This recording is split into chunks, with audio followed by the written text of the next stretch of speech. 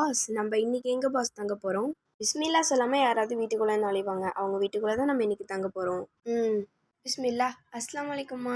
Pass அவள் பிஸ்மில்லா சொல்லிட்டா pass, கூடவே சலாமும் சொல்லிட்டா பாஸ். சரி விடு, ஒருத்தவங்க தானே பிஸ்மில்லா சொல்லியிருக்காங்க, அடுத்தடுத்தது பார்க்கலாம். அம்மா நான் வந்துட்டேம்மா. பாஸ் அங்கே பாருங்க, அவள் பிஸ்மில்லா சொல்லாமலே வீட்டுக்குள்ளே நுழைஞ்சிட்டா. வாங்க போகலாம். தங்க இடம் கிடச்சிருச்சு, வாங்க எல்லாரும் அந்த வீட்டுக்குள்ளே போகலாம். பாஸ் தங்க இடம் கிடச்சிருச்சு, ஆனால் சாப்பாடு பிஸ்மில்லா சொல்லாமல் தான் வீட்டுக்குள்ளேயே வந்தாங்க. பிஸ்மில்லா சொல்லி என்னை சாப்பிடவா போகிறாங்க? ஆமாம் பாஸ், நீங்கள் சொன்னது கரெக்டு தான். பிஸ்மில்லாவே சொல்லாமல் தான் சாப்பிட்றாங்க அங்கே. இன்னைக்கு இடமும் கிடச்சிருச்சு, சாப்பாடும் கிடச்சிருச்சு. அஸ்ஸலாமு அலைக்கும் வரஹ்மத்துல்லாஹி வபரகாத்துஹு. இந்த வீடியோவை நீங்கள் பார்த்துருப்பீங்க. இதே போல தான் நம்ம பிஸ்மில்லா சொல்லாமல் வீட்டுக்குள்ளே நுழையும் போது ஷைத்தான் நம்ம வீட்டுக்குள்ளே வந்துடுவான். அதே போல் நம்ம பிஸ்மில்லா சொல்லாமல் சாப்பிடும்போது நம்ம சாப்பாட்டை தான் ஷைத்தானும் சாப்பிடும்.